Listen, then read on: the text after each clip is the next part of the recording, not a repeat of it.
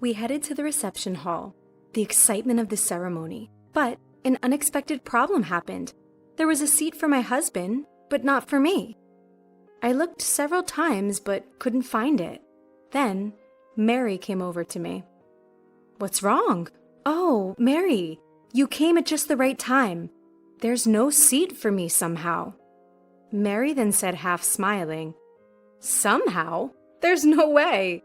There was never a seat for you in the first place." "Huh?" I couldn't believe my ears. "What do you mean?" My name is Sharon, a 34-year-old housewife. I've been married to Peter for 7 years. We've never had children, but last year I gave birth, finally. She's a very cute girl. Giving birth was hard, but my first daughter is just so precious. Peter also loves our daughter and comes home at a fixed time every day. Peter is cooperative with parenting, and it's a great help. "Sis, give this to my niece." "Oh, Noel, are you here again?" "But my niece, it's just too cute." Noel, my younger brother, who often visits our home, says, "There's a 5-year age gap between Noel and me. We have no other relatives since our parents are no longer with us. Our parents divorced when we were young. Our father had a bad drinking habit, and he would often become violent towards our mother. Our mother decided to divorce as she felt staying together would harm the kids. She took us in, but raising 2 children alone was hard, and she had 2 jobs to support us. Thanks to her, Noel and I are now able to make a living as adults. But our mother must have worked too much. She passed away from cancer about 5 years ago. Yet I believe she was at ease knowing that both of her children were working as employees. I'm truly glad I was able to show myself to my mother in my wedding dress. We'd always lived while supporting each other. Our bonds as a family were very strong. My brother and I vowed to live our lives as happily as possible for our mother. Living day by day in this manner, I'm very happy now. Oh, what a lovely apron, right? I do have good taste, don't I? Don't be so cheeky. Don't you have anything else to do on the weekend? Go on a date or something? I teased my brother jokingly, but an unexpected answer came back. Actually, the reason I came today is that I wanted to tell you something. Huh?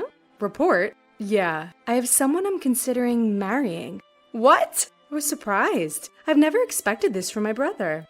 It was totally unexpected. Can I come over next Saturday to introduce her to you and Peter? Of course you can. I'll check Peter's schedule too. Yeah, thanks. After my brother left, I felt quite emotional. I always took care of my brother at home while our mother was working. So the feeling was closer to being a guardian rather than a sister.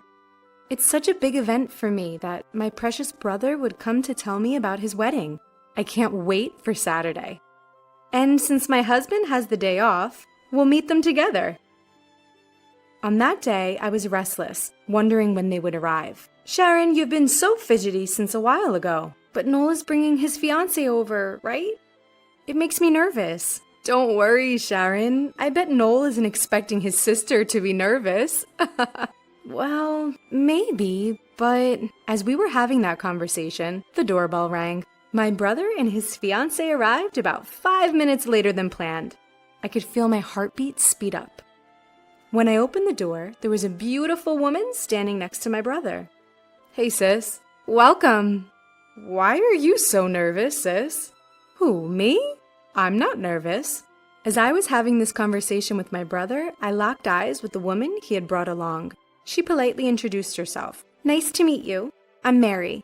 I'm Sharon, Noel's sister.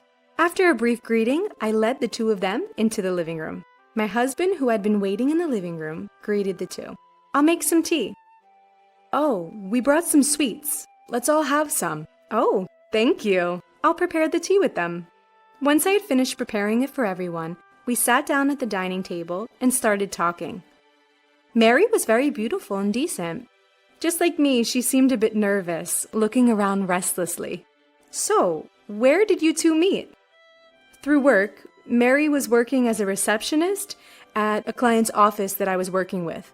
My brother and Mary said this, looking slightly blushed.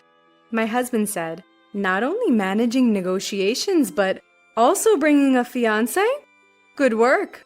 Hey, Peter. That's one way to put it. My brother quickly interjected. I burst out laughing, and Mary was also laughing. Thanks to my husband, the slightly tense atmosphere immediately became more relaxed. By the way, Mary, how old are you?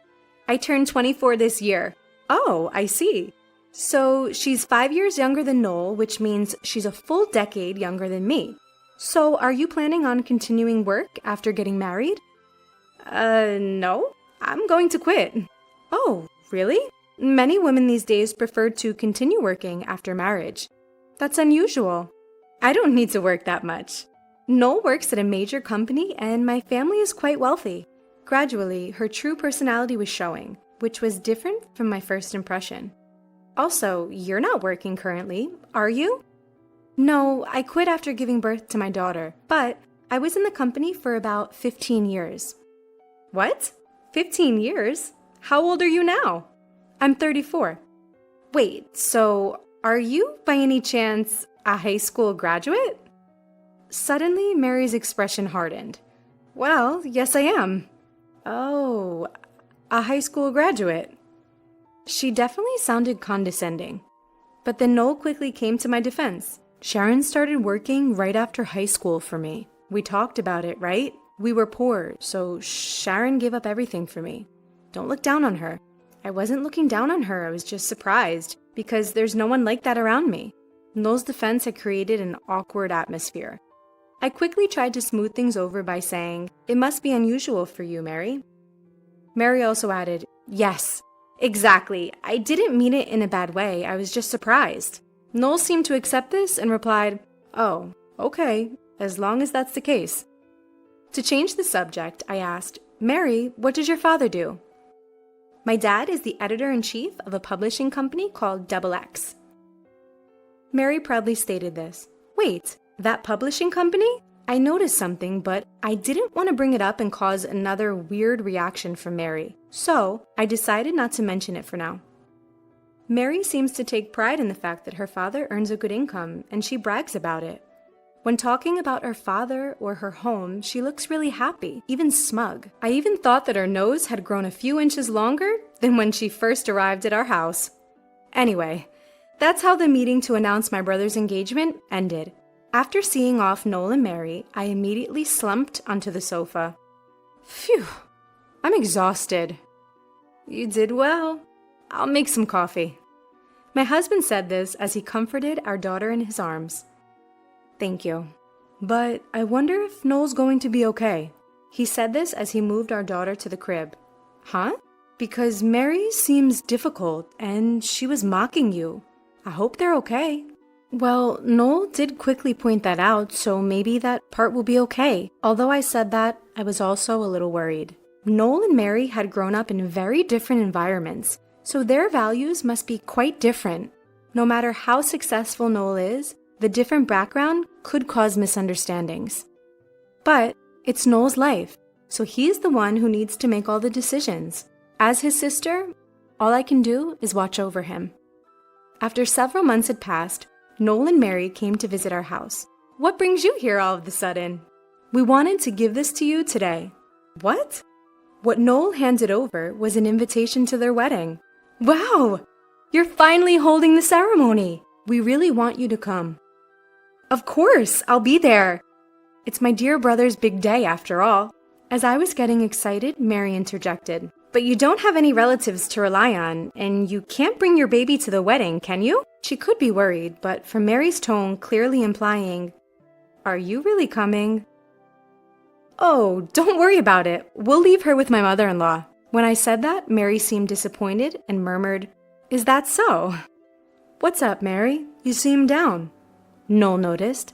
Mary suddenly changed her impression. Do I? I'm just tired.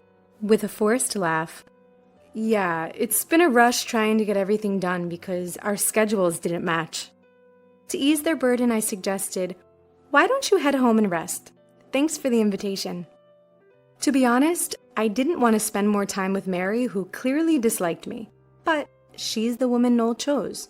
So I refrained from voicing my objections about their marriage. When the day of the wedding arrived, my husband and I went to the venue. Noel looked so handsome walking with Mary. As I've always cared for him like a mother, I was moved to tears. "Mom, look at how grown Noel is," I murmured in my heart, knowing our mom in heaven must be watching. She must be watching the ceremony, emotionally charged from heaven. We headed to the reception with the excitement of the ceremony. But there, we encountered an unexpected problem. While there was a seat for my husband, there wasn't one for me. I searched several times, but I couldn't find it. So I had to tell the venue staff. However, even after they checked, they confirmed that there was no seat for me. Isn't it strange that the groom's sister's husband has a seat, but the groom's sister doesn't? My husband asked the staff. They showed us the seating chart that Mary and Noel had given them. Just then, Mary came over. "What's going on?" "Oh, Mary, good timing. There seems to be a mistake and I don't have a seat."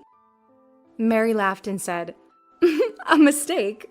There's no way. We didn't prepare a seat for you from the start." What? I couldn't believe what I heard. "What do you mean?" When I asked this, Mary's expression turned evil.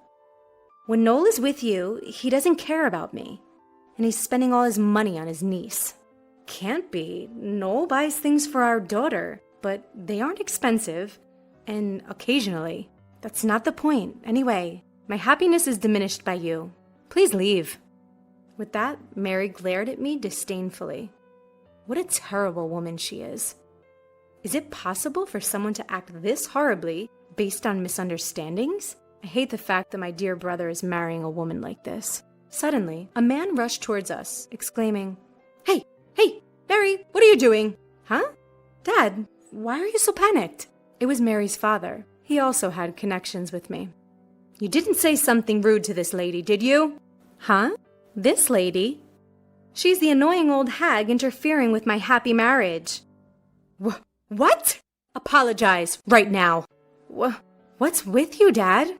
I had enough of their arguing, so I turned to Mary's father and bluntly stated my intentions. "Editor-in-chief, I want to conclude my column with this week's issue. I deeply apologize. She was disrespectful. We'll do anything, please. Don't quit." Mary's father apologized profusely. Seeing this, Mary was left in shock. I was into beauty after successfully losing weight, and I've been writing about it on social media. Recently, I shared about post-maternity self-care that you can do at home. This made me popular. I make a decent income. I've been writing an article on a magazine which he works for as a chief editor. Thankfully, the magazine's sales had increased, thanks to me. And I had been continuously writing. I had no idea that Sharon's younger brother was my daughter's fiancé. "Oh, you didn't come to the family gathering, did you? You said there was no need for just a sister." I deeply apologize. If I had known it was you, Sharon."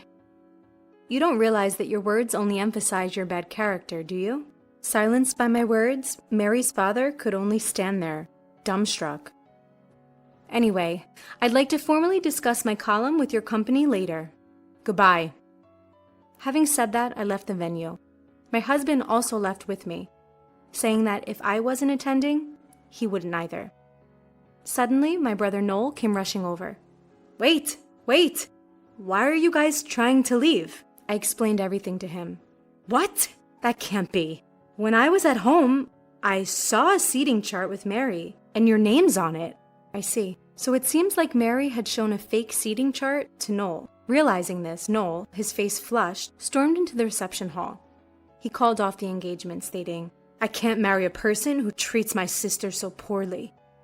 And Noel really wasn't scattering money for his niece. It was Mary who spent a lot. She would buy anything, therefore it seemed she was financially strained. On top of that, the wedding was quite extravagant, so handling the finances was a struggle. Being blamed for spending money on his niece wasn't a pleasant situation at all. After all, wasn't all of this Mary's fault? Noel explained to the attendees that it would be just a regular dinner, and then he left. Later, there were issues regarding the wedding costs, but I cooperated with Noel to resolve them. As Noel had proposed the breakup, he ended up in a disadvantageous situation. But originally, it was Mary's fault. Unconvinced, I decided to use my power a little. I told Mary's father that if he agreed to pay all costs, I would continue the contract. Mary's father agreed without hesitation, saying, "Understood." Mary seemed unconvinced. But her father snapped, "It's all because of you," and forcibly made her accept it. This way, Noel was able to break up with Mary without any loss or a negative mark against him. Meanwhile, I continued the contract as promised. However, I did report this incident to the publisher. After that, Mary's father was transferred to a different department and no longer as editor-in-chief. Mary was disowned by her father, saying, "It's all your fault," and was forced out of the house. She had no access to money, but still she couldn't shake off her previous spending habits. She's likely to ruin herself, but it's none of my business, and she brought this on herself. Even Noel said, "Next time, I'll find someone who values you as my sister." I told him, "Just find someone who doesn't treat people poorly." Noel laughed. True.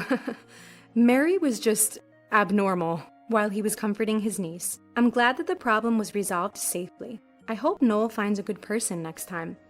Wishing for Noel's happiness, I'll continue to work hard for my husband and daughter at home. Director Wilson is just wrong as a person. Defending the cleaning lady, Mrs. Johnson, who had been doused with a bucket of water, I stood up to my arrogant boss and got demoted for it. "You dare talk back to me, a woman? That's why this is happening to you. Your career is over." Director Wilson sneered. But then, President Taylor came to my house, looking pale, begging, "Please come back immediately. I need you." In the president's office, bewildered and trying to grasp the situation, I was met by a surprising individual. My name is Megan. Having graduated high school, I started working this year as a new employee in a mid-sized company. I lost my parents in an accident when I was young and only had my grandparents. Even past their retirement age, they worked hard to let me finish high school. "Megan, you're smart. You should go to college," my grandparents urged, but I didn't want to burden them further, so I chose to work instead. To lessen their load, I started living alone when I got the job. The work, filled with new challenges, was tough, but I was motivated to repay my grandparents for raising me. Luckily, my seniors were incredibly kind, always explaining things clearly. Determined not to let them down, I worked hard too. However, there was one presence that unnerved me. My boss, Director Wilson. Arrogant and belligerent, he'd shout at the slightest displeasure. The senior said he was the president's relative, protected by nepotism, unskilled but untouchable, feared for demoting disliked subordinates. Everyone endured his behavior.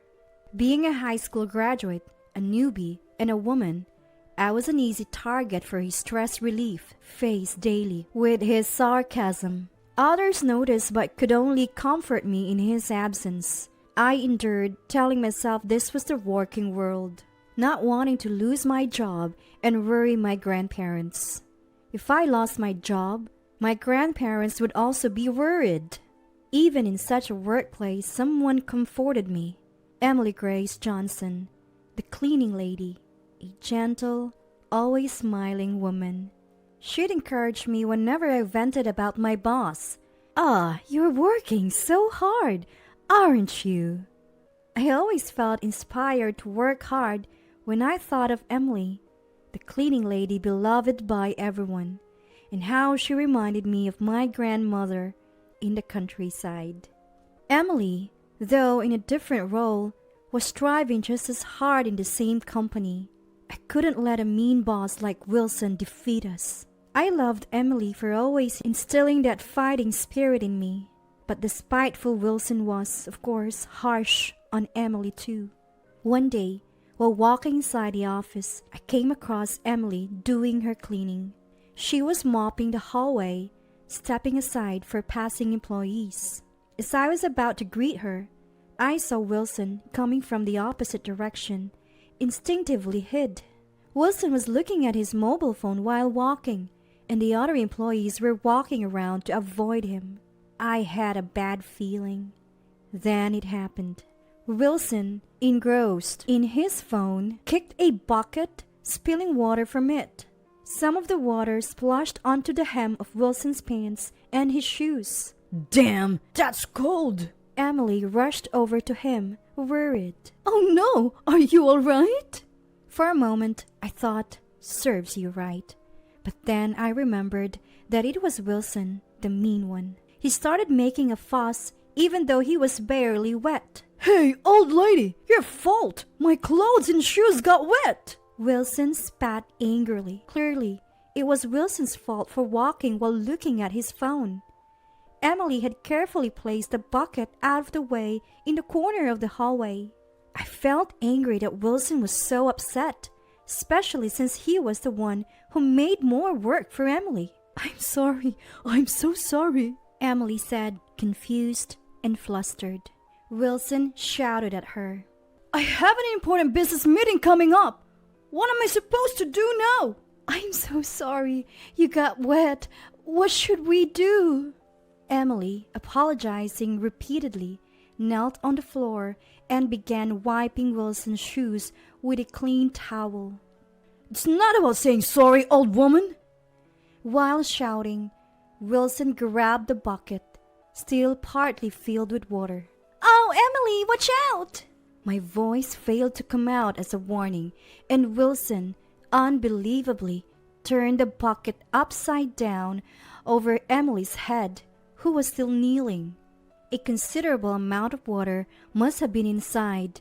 Water dripped from Emily's hair, and she looked stunned, not understanding what had happened. Now you know how it feels to be drenched like me, Wilson said with a vile smile to Emily. Seeing Emily soaked through, resembling my grandmother, I couldn't hold back any longer. If staying silent meant witnessing this, I'd rather quit. That's how I felt. How can you do such a thing? This is too much! I stepped forward in front of Wilson and Emily and protested as if letting out all the frustration I had been holding back. Emily is not at fault. It was wrong for you, Director Wilson, to walk while looking at your mobile phone.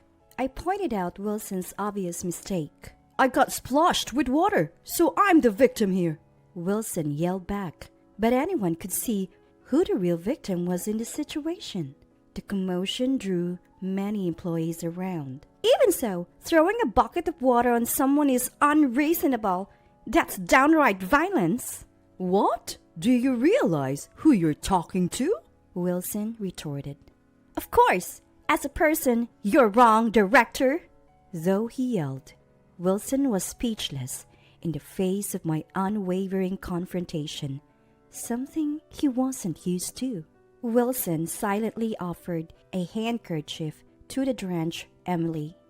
Seeing it was far from enough, she glared at the standing Wilson. As the crowd gathered, making it awkward, he shouted, You better be ready for what's coming after saying that to me, and quickly walked away. Thank you, Megan. Tears welled up in Emily's eyes, usually always smiling, but now looking sad. It pained me to see her like this, wondering if Megan is okay after saying that. Emily was more concerned about me than herself being wet. I'm fine, don't worry. Though I was nervous inside for speaking my mind to Wilson for the first time, I maintained composure and helped clean up the spilled water. After parting with Emily and returning to work, I found Wilson's usual seat empty. He must have gone to the president's office to tattle on me. I might lose my job over this. I worried but also felt I haven't done anything wrong. Expressing my thoughts to Wilson had oddly cleared my mind, helping me focus on work. The next day, fears came true. I was suddenly issued a transfer order to the countryside. Stunned, Wilson approached my desk, gloating. That's what you get for talking back to me, a woman. Your life's over now. Watching his triumphant face, frustration welled up in me. Looking around, naturally no one dared to stand up to Wilson. Everyone pretended not to see or hear. So this is how the company is? I had anticipated this to some extent, but the indifference of my colleagues was equally shocking. Feeling dejected, I walked aimlessly through the office corridors. Emily rushed to me, apologizing frantically. "Megan, I heard what happened. I'm so sorry. I don't know how to make it up to you. I feel terrible." Her distress reminded me of my grandparents in the countryside. Not wanting to worry her, I stood tall and confidently said, "It's okay, Emily. I'm happy to get away from that manager. It's a relief not to be fired. I've always wanted to tell him off." I smiled bravely, but Emily still looked worried. "I wish there was something I could do." Busy days followed. Even with my transfer decided, work continued as usual. Wilson, to harass me, piled on more tasks, slowing down my progress. But being busy kept me from dwelling on my gloom. Emily, since learning about my transfer, lost her usual smile, often lost in thought, visibly downcast. I wanted to see her smile again before I left. How could I bring back her smile? That was my only concern. With just a year at the company, I had a fair amount to hand over. I finished all the transfer procedures a day before my move. As I was packing up, Wilson appeared. I'm so happy. I won't have to see your face from tomorrow. Poor thing. Spending your youth in some dull countryside. But do your best, though you'll probably just go back home soon. He taunted till the end. His words constricted my heart. I hadn't yet told my grandparents about my transfer. I won't see Grandma and Grandpa for a while, I thought, bowing out and leaving the company. The next morning, ready to depart from my new assignment, I opened my door to find a black luxury car parked outside. Startled by the car, like something out of a drama, a familiar yet unfamiliar man stepped out. Have I seen him before? Then it hit me. Looking closely, it was the company president. Why is the president here? Shocked, I froze in place. The president, with a pale face, seemed frantic.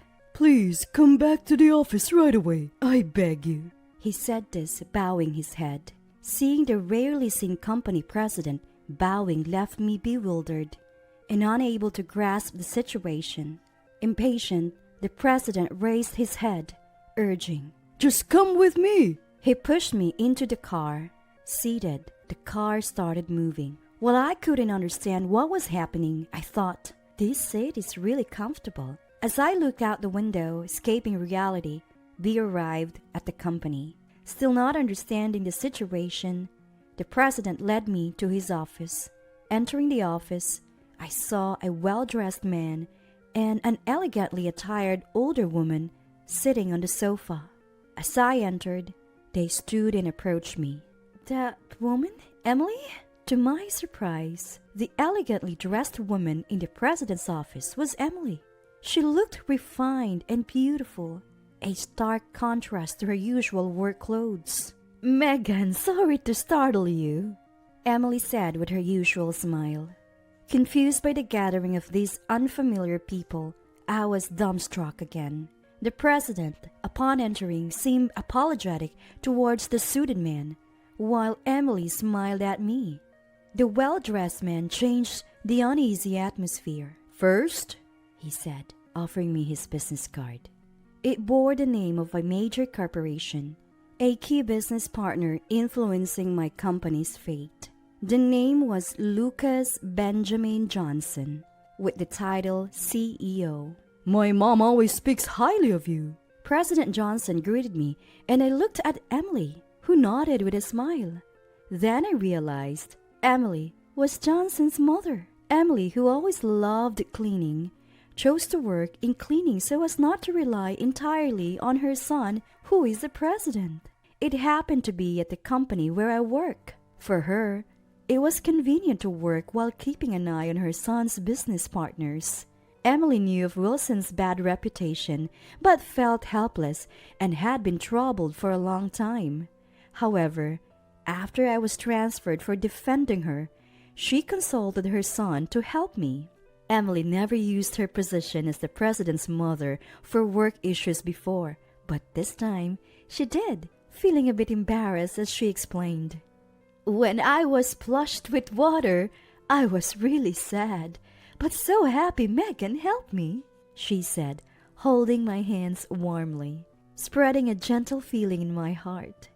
President Johnson, watching us with a calm gaze, turned to our president with a stern look, saying, I cannot continue business with a company that transfers young employees for doing the right thing. We'll need to reevaluate our relationship. I'm terribly sorry. This will never happen again. I will ensure it. Our president, red-faced, desperately apologized. Hearing myself referred to as a young person who did the right thing made me happy. I believed I had done the right thing. Yet after being transferred and receiving no support from anyone, I started doubting if I was fit for the corporate world. But Johnson's words gave me confidence for the first time that I hadn't been wrong. Following these events, I was allowed to return to the company. But what made me happier than returning was hearing Wilson had been transferred to the countryside in my stead. A month has passed, and the one shirking Wilson, who had pushed work onto others, is now considered useless in the new location. Rumors are he might soon be fired. The once arrogant Wilson seems to have lost his spirit. As for Emily, she continues to clean with her usual smile. Everyone talks to her as before, but I know her true identity. Emily asked me to keep it a secret, so it remains between just the two of us. Good morning! Oh, good morning, Megan. You're looking cheerful today as well. This daily exchange gives me energy. And while other employees greet each other similarly, the president is the only one who makes a deep, almost 90-degree bow before heading to his office. Knowing why he does this makes me smile a bit, but the other employees, who don't know the reason, initially cared, but now nobody seems to mind. Our once autocratic president has changed his ways, and the workplace has become much more pleasant since Wilson left. Originally, Wilson was the cause of a negative atmosphere, but all the senior staff were kind and helpful, allowing them to work as they wished. A female department head who transferred from another division has been a positive influence.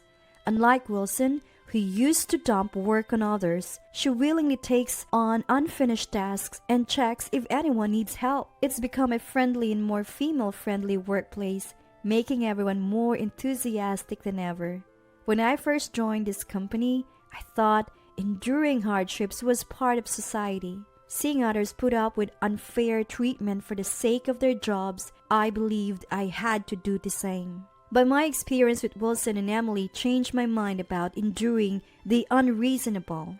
That courage I found then has transformed our circumstances so much. Since that incident, I've stopped tolerating nonsense and started speaking my mind clearly. Enduring isn't what society is about. A better society is something we must build ourselves. And now, I finally have juniors to mentor. Teaching others is a great learning experience. Since then, my days have been filled with motivation and have started to shine. Alright, with my next paycheck, I'll take my grandparents on a trip. I can now proudly meet them. I feel thrilled at the thought of showing my grandparents how much I've grown.